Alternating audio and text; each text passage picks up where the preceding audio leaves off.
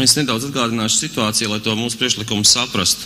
Situācija tāda, ka pagājušā gada aprīlī toreizējais satiksmes ministrs vērsās valdībā, valdība vērsās Saeimā ar piedāvājumu mainīt esošo kārtību, un kārtība tika samainīta tādā veidā, ka tie sodi, kurus iekasē pašvaldības par APK sevišķo daļu, sākot ar 2011. gadu, 1. janvāru, tiktu ieskaitīti valsts budžetā.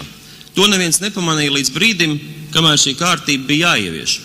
Tad pamodās Latvijas pilsētas savienība, atsevišķi Latvijas pašvaldības, sākās diskusijas ar ministru kabinetu, un viss nonāca līdz tam, ka juridiskajā komisijā parādās priekšlikums, kur mūsu Saeima atbalstīja pirmajā lasījumā, un tas priekšlikums bija, ka to veco kārtību mēs saglabāsim vēl līdz šī gada beigām, un tas nozīmē, ka tie sodi, kurus pašvaldības iekasē, tās tomēr aizies pašvaldības budžetā vēl līdz šī gada beigām, un no 2012. gada 1. janvāra, jeb no nākošā gada, sāksies jauna kārtība, un šie sodi tiks tomēr ieskaitīti valsts budžetā.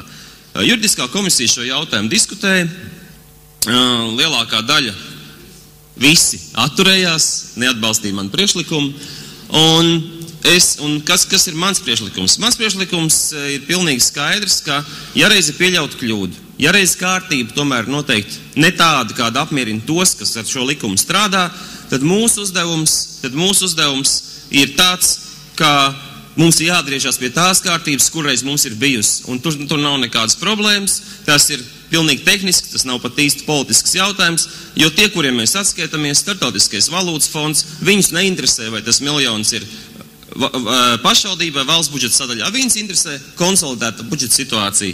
Un tas jautājums ir tāds šodien jums, vai jūs gribat atbalstīt šo priekšlikumu pēc būtības un tiešām labot to kļūdu, labot ilgtermiņā, nevis decembrī atkal atgriezties pie šī paša jautājuma un lemt vēlreiz pagarināt veco kārtību.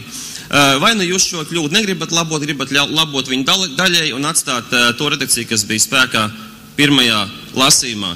12. būs svinīgā sēde, tāda, kāds mums ir vairākas gadā, un tad no šīs tribīnas skan iedvesmojošas runas, pacilājošas runas par vienošanos, par to, kā atjaunot tai skaitā arī Saeimas autoritāti un prestižu. Savukārt es uzskatu tā, redziet, ja tādos arī tehniski pilnīgi pareizos priekšlikumos koalīcija, ja pozīcija, tomēr spītīgi turpina to jau Latvijas parlamentā sen iedibināto kārtību, ka neviens racionāls priekšlikums netiek atbalstīts, tad, ziniet, tās kvēlās runas no tribīnas arī tomēr neiegūst to nozīmi, kur viņām būtu jāiegūst. Un es aicinu atbalstīt mūsu priekšlikumus, un, manuprāt, tie ir pilnīgi pareizi un racionāli. Paldies! Balsosim par pirmo Partiju apvienības par labu Latviju frakcijas iesniegto priekšlikumu. Lūdzu balsošanas režīmu.